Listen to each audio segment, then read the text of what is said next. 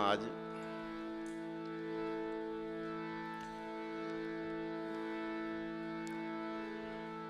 કારતક સુદ પૂનમ દેવ દિવાળી નિમિત્ત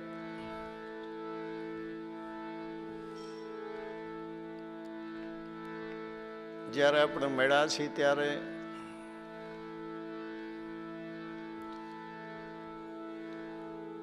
ભોજનશાળાની અંદર આજની તન મન ધનથી જેની સેવા છે તેના ગામ લીંબડી બોયણા ઊંટડી સૌકા સાયલા ભગવાનપરા નટવરગઢ વાસણા પાણીસણા તાંધલપુર ભોયકા નાના ત્રાડિયા સિયાણી ખજેલી ભ્રગુપુર ગુંદિયાવાડા છલાડા ખાંડિયા અને બલાડા આટલા ગામને સેવક પરિવારની ભોજનશાળાની અંદર 24 કલાક સેવા હતી. આપ સૌને ખૂબ ખૂબ ધન્યવાદ.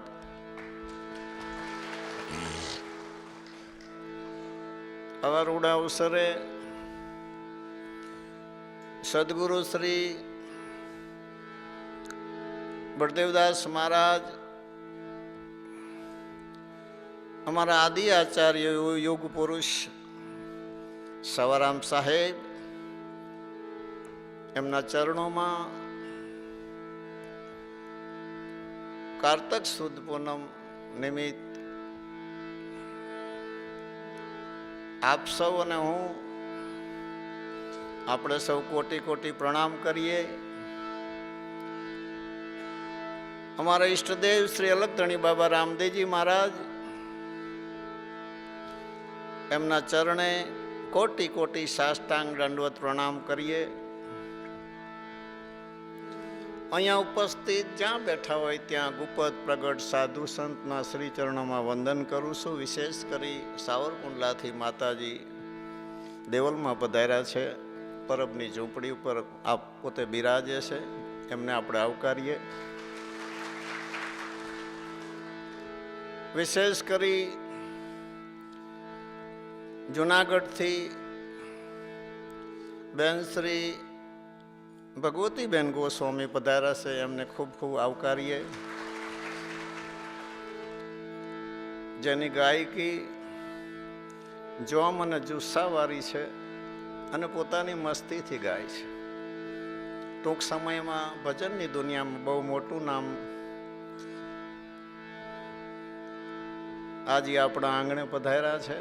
ભજનને ખૂબ આનંદ કરાયો ને હજી એમને જ ભજન ગાવા આપવાના છે. એમના બી ચરણોમાં વંદન. અમીશભાઈ વાઘેલાને આવકારીએ. સાજંદા કલાકારને દિલથી આવકારું છું. અહીંયા ઉપસ્થિત દરેક આત્માને મારા હૃદયથી ખૂબ ખૂબ અભિનંદન, ધન્યવાદ. જય સિયારામ.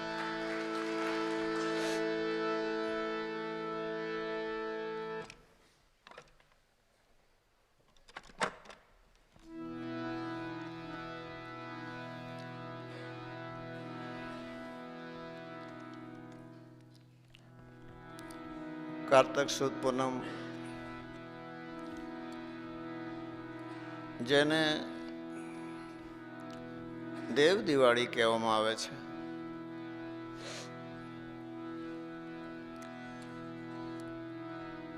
દશેરાના દિવસે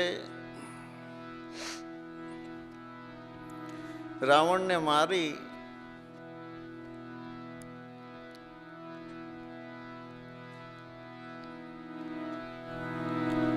અને શ્રી રામચંદ્રજી પરમાત્મા અમાસના દિવસે અયોધ્યામાં પધારે છે. તે દિવસે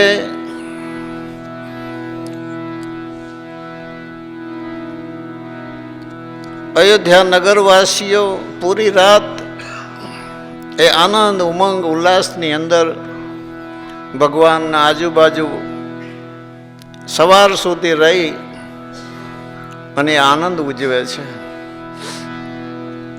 એ નિમિત્ત આપણે ભારતમાં પણ એની પરંપરા છે કે આપણે પણ એ દિવાળીના દિવસે દીવા કરી અને આનંદ મનાવીએ છીએ. એ સમયે ઋષિ મુનિઓ દેવી દેવતા પણ હાજર હતા સવાર સુધી આનંદમાં. અને પછી એવી એક માન્યતા છે કે પોતપોતાના સ્થાન ઉપર, ઝૂંપડી ઉપર, આશ્રમ ઉપર પહોંચતા થોડો સમય લાગે, એટલે એ પૂનમના દિવસે બધાએ મળી અને જે કંઈ આનંદ ઉત્સવ ઉજવ્યો છે દેવોએ, ઋષિ મુનિઓએ, એને સંતો દેવ દિવાળી કહે છે. બીજું બળદેવદાસ બાપાએ કીધું છે સદગુરુ ચરણોમાં સદાય દિવાળી. અને ચોથું, ગગન મંડળની અંદર જે નિરાધાર ભૂમિકા છે, એમાં નિરાધાર જે પુરુષ છે, જેની અખંડ દિવાળી, બિન બાતી બિન તેલ. આ જગતમાં ખબર નથી પડતી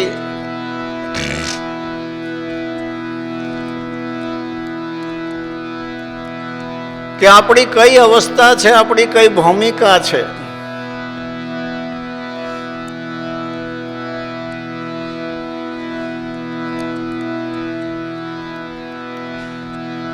પૂર્વ પ્રારબ્ધ કર્મના આધારે માત પિતાના કર્મ સંજોગે એક બુંદ દ્વારા આપણને કાયા નગરી પ્રાપ્ત થઈ. ખબર નહીં, રવિ સાહેબે કીધું સંતો અચરજ નજ્યાયા જલ મેં જ્યોત જગાયા. આવો અજબ એ પુરુષે ખેલ નાખ્યો છે. ખબર નહીં જગત કેવી છે એનો નિર્ણય આજ સુધી નથી આવ્યો. તમે હજારો લાખો માણસોને પૂછી જુઓ, સાધુ સંતોને પૂછી જુઓ, બધાયની જગત અલગ છે. કર્મ પ્રમાણે બુદ્ધિ, બુદ્ધિ પ્રમાણે દ્રષ્ટિ, દ્રષ્ટિ પ્રમાણે સૃષ્ટિનું દર્શન થાય છે. ખરેખર સૃષ્ટિ કેવી છે નિર્ણય આજ સુધી નથી આવ્યો. એક ગામ હોય, એક ઘર હોય, એક તાલુકો, જિલ્લો, રાજ્ય હોય કે દેશ હોય, પૂછી જોજો, અલગ અલગ ભિન્ન ભિન્ન સૃષ્ટિનું દર્શન કરાવશે તમને. મતલબ ખબર નથી પડતી કે અનંત બ્રહ્માંડના નાથ પરમાત્મા પ્રેરિત કીર્તનની રચેલી આ સૃષ્ટિમાં, માયા બ્રહ્મના વિસ્તારમાં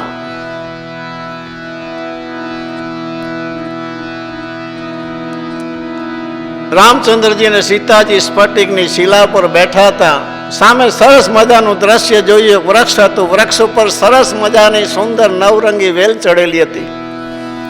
રામજી પૂછે છે સીતાજીને, દેવી સામે કંઈ દેખાય છે કે હા? सीता माता कीधु लता कितनी भाग्यशाली है जिसको पेड़ का सहारा मिला है. भगवान समझी या का तो इमने एमनी बात करी. भगवान कीधु कि नहीं देवी, वो पेड़ भाग्यशाली है कि लता जिसको शोभा दे रही है. तो माता जी कीधु नहीं प्रभु, ये लता भाग्यशाली है. अगर पेड़ का सहारा नहीं मिलता तो लता आसमान नहीं छू सकती. विवाद थियो. लक्ष्मणजी फूल वीणवा गया था, आया.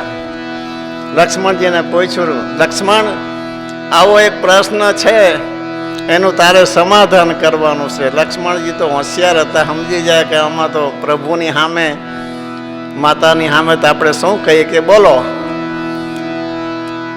तो हूँ कहूँ छूं कि पेड़ भाग्यशाली है. देवी कहसे कि नहीं, पेड़ भाग्यशाली है, लता भाग्यशाली है. सीता माता कीधु ना लता भाग्यशाली ना पेड़ भाग्यशाली. भाग्यशाली वही जी इनके छाया में आनंद करता है. तमे तो ब्रह्म छो, तमारे शू भाग ने अभाग होय. तमारी छाया में अमे आनंद करीशी भाग्यशाली छे. एमां दुनियानी अंदर आपणे आव्या छीए અને વારંવાર મહાપુરુષો જો આપણને ઠપકો દેતા હોય કે માનવ હોવા છતાંય તું માનવ નથી, ને એના અનેક પ્રકારના સિદ્ધાંત મૂકી અને આપણને સારા રસ્તે મહાપુરુષોએ સાધુ સંતોએ દોર્યા છે. બહુ મોટો એમનો ઉપકાર છે. આમ તો સૃષ્ટિમાં 7 ગુરુ છે, 7 ગુરુમાં આખું વિશ્વ વહેંચાયેલું છે. છતાંય આપણા ધર્મ માર્ગમાં, આધ્યાત્મિક માર્ગમાં છેલ્લા ગુરુ સતગુરુ છે. પરમની ઓળખાણ કરાવે, નિત્યની ઓળખાણ કરે, જે કાયમી છે એની જે ઓળખાણ કરાવે, જે સત્ય છે, નિત્ય નિત્ય છે, કાયમી છે. બસ એ માર્ગના આપણે માલમી છીએ ને આપણને આવા મહાપુરુષો, સાધુ પુરુષો મળ્યા. જીવન આપણું એમની છાયામાં આનંદથી, સમજણથી, એમને આપેલી બુદ્ધિ દ્વારા જે કંઈ મહાપુરુષના શબ્દની અંદર જે કંઈ થોડી ઘોડી પણ સમજ પડે ને એ સમજની અંદર, એ જ્ઞાનની અંદર, એ મસ્તીની અંદર ખુદ આનંદ લેતા શીખીએ તો જ બરાબર છે. દુનિયામાં તો ભેન જેટલા માણસ મળો, મતે મતે ટુંડે ટુંડે મતી ભિનમ, અલગ અલગ સિદ્ધાંત, મત મતાંતર, અનંત લક્ષાંતર, ક્યાં ક્યાં ફેર કરશો? એક ખૂંટો તો પકડવો જ પડશે ને. દુનિયાની અંદર અનંત મહાપુરુષો છે, અનંત રસ્તા પણ છે પહોંચવાના, અનંત સાધના સિદ્ધિ રસ્તા અલગ અલગ છે. પણ વસ્તુતા એ એક જ છે કે આત્મતત્વને ઓળખવાની જ બધાએ વાત કરી છે.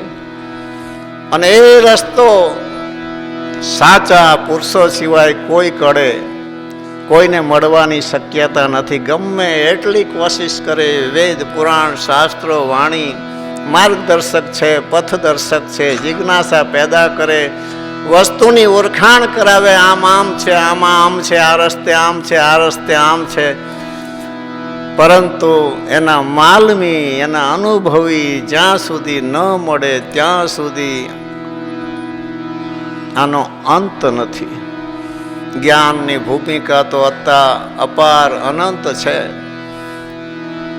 નાના નાના શબ્દો લઈ, નાની નાની ભાવના લઈ, બુદ્ધિ હોય કે ના હોય બુદ્ધિ, આ લોકની કોઈ પણ બુદ્ધિનો આ રસ્તો નથી. આ રસ્તો કેવલ પ્રેમીનો છે, આધીનતા વાળાનો છે, દાસત્વ વાળાનો છે, સમર્પણ ભાવ વાળો છે. બુદ્ધિ વાળાનો આ વિષય નથી. ઠીક છે, હોય તો વધારે ફાયદો થાય એવું છે, બાકી એવું નથી. આ માર્ગ છે, પ્રેમીનો માર્ગ છે. દુનિયામાં કોઈની પાસેથી કોઈ કળા, કોઈ સંપત્તિ તમારે લેવી હોય તો એના સ્વભાવ અને એની તાસીરને તમારે સેટ થવું પડશે, નહીતર તમને સંપત્તિ મળશે નહીં. મહાપુરુષની પાસે રાતથી બહેરો પણ એમના હૃદય સુધી પહોંચે એવો જીવનમાં કોઈ સમય, કોઈ મુજરો થઈ જાય, કોઈ સેવા થઈ જાય, કોઈ સદભાવનાથી બસ કોઈ સમયે કોઈ એવો જોગ બની જાય ને એમની દ્રષ્ટિ આ પર પડી જાય, કોઈ પંજો પડી જાય, કોઈ હૃદયથી દુઆ મળી જાય, અથવા કોઈ વસ્તુ મળી જાય, કોઈ મંત્ર મળી જાય, તો બસ જગ અને જીવન જીતી જવાય છે. બાકી તો અનંત અનંત મહાપુરુષે અનંત અનંત પ્રકારની વાણીથી અનંત અંતર લક્ષ્ય કરી અને અનંત રીતે જીવને સમજાવ્યા છે કે આ રીતે જવાય છે, આ રીતે જવાય. કોઈ લાંબાનું ટૂંકું કર્યું, કોઈ ટૂંકાનું લાંબુ કર્યું, ઘણું બધું છે. પણ આખરમાં એક જ છે કે આ બધું તો ક્યાં સુધી છે? સાધકને જ્યાં સુધી કોઈ પુરુષ ન મળે ત્યાં સુધી, મળી ગયા પછી એના હવાલે છે, એ પોતાને બધું જ બાદ કરવું પડે છે. કોરી પાટી લઈને જવું પડે છે. જો લખેલું હોય તો એને બાદ કરવામાં વર્ષો જતા રહે છે, અને કોરી પાટી હોય તો મહાપુરુષને લખવામાં સરળ પડે છે. ધનગડી ધનભાગ આપણને મનુષ્ય અવતાર મળ્યો. વર્ષોથી આજે 108 વર્ષથી સત્સંગ ભજન આનંદ કરીએ, વર્ષમાં 33 પ્રસંગ ઉજવીએ, તો બી આજ સુધી એ પુરુષોની દયા જો જરા બી થાક આપણને લાગવા નથી દીધો. સવાર સુધી કાયમ ભજન કરીએ, આમાં શું હવાદ આવે? આના તબલા, આના હાર્મોનિયમ, આના ભજન હો અને હજાર હજાર લાખ લાખ વખત સાંભળી નાખાય છે. પણ નહીં, એ મહાપુરુષોની જે રચના છે એ જગતને સમજાય એવી નથી. એવા એવા લીટા તાણી જાય કે એ લીટાને કોઈ ભૂંસી પણ શકે એમ નથી. અને ભાવથી હાલે તો હાલી શકે એમ છે, બાકી બળ કરીને હાલે તો હાલી શકાય એમ પણ નથી. ને એમના છત્ર છાયામાં રહીને હાલે તો જ હાલી શકાય છે. નાના નાના પરમાર્થના લીટા તાણી ગયા છે, એ જ છાયામાં આજ આપણે જો આનંદ કરીએ છીએ. કારણ કે એ સંસ્કાર છે. સંસ્કારને જાળવવા સંસ્કૃતિ વેલી બધાય મહાપુરુષે બનાવી છે, પણ કોઈને ખબર ન પડે. જોતા કંઈ જડે ને આખી રાત આપણે ગુજરાતમાં જો દરરોજ ભજન ભજન ભજન. કોક નાસ્તિક કે વિદેશવાળા આવે છે ને તો એને ઘેડ જ ન પડે, આખી રાત શું કરે છે? આ રસ ભીતરનો રસ છે. જ્યારે નાદ જ્યારે અંદર ઉતરે છે, ગુરુની કૃપા ઉતરે છે, ત્યારે આપોઆપ એ જીવને ખેંચે છે, એને આનંદ કરાવે છે. એવું નહીં કે સમજે તોય, ના સમજે તોય આનંદ કરાવે, તોય ડોલાવે. કારણ કે કેપ્સ્યુલ એવી બનાવી નાખી, એક કડવી દવા હોય ને તો એને ભાવે. સુર, સંગીત, તાલ, સ્વર, આનંદ. ના સમજાય તો એને મજા આવે. એમ કરતા કરતા ધીરે ધીરે ધીરે સંગ થતા એ સંસ્કાર પ્રકૃતિમાં જડ થાય છે. ને એકવાર જડ થયા પછી કરોડો પ્રયત્ન કોઈ દી નાબૂદ નથી થતા. માટે વારંવાર વારંવાર આ વસ્તુ એના માટે કરવી પડે છે. જેમ એક જ દાખલો છે, સવારામ બાપાએ કીધો છે કે પરીક્ષિત રાજા 7મા દિવસે એમને સર્પદંશ થવાનો હતો. ભાગવત સપ્તાહ સંભળાવી અને એમનો મોક્ષ થયો.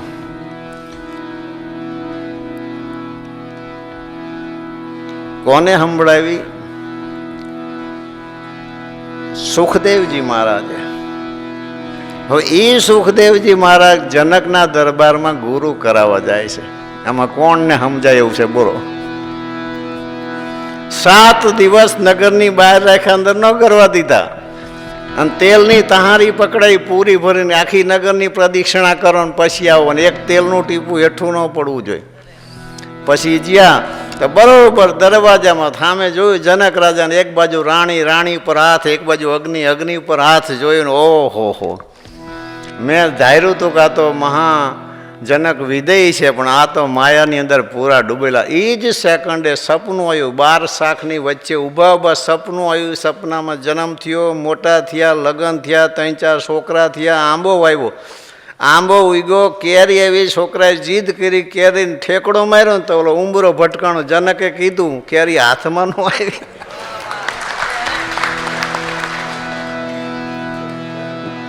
રાજા જનકને ગુરુ કીધા, 7 દિવસ બાર ઠેરાવે.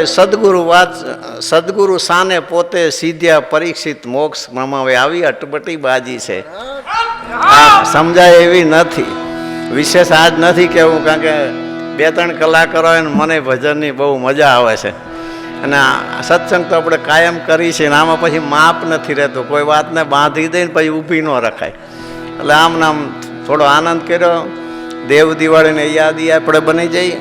અને હવે આગળ ભજનનો દોર ભગવતીબેનને આપીએ, અથવા જે કંઈ સંચાલન કરનાર જેને કહેવાય એને. પણ એકવાર દ્વારિકાધીશ નકલંકી નાથ બજરંગી બાલક 4 ધામ 4 સંપ્રદાય 7 અખાડા કી જય, 52 દ્વારા કી જય, અનંત કોટી વિષ્ણુ રામ કી જય, રમતે રામ કી જય, જ્ઞાની ધ્યાની કી જય, સ્થાની મકાની કી જય, કોઠારી ભંડારી કી, નાગા નિર્વાણી કી, ગુપત પ્રગટ કી, નવનાથ 84 સિદ્ધ કી જય, अपने अपना गुरु महाराज की, अखंडानंद की, हरि गुरु संत की, सर्व संतन सनातन धर्म की, सत कबीर साहेब की, सवाराम बापा की, बलदेवदास महाराज की, आज शक्ति वैराय मात की, नव दुर्गे मात की जय, सर्वे शक्ति मात, गुणपति महाराज की जय, हनुमान जी महाराज की जय, जय जय सीता, नमः पार्वती पते, हर हर महा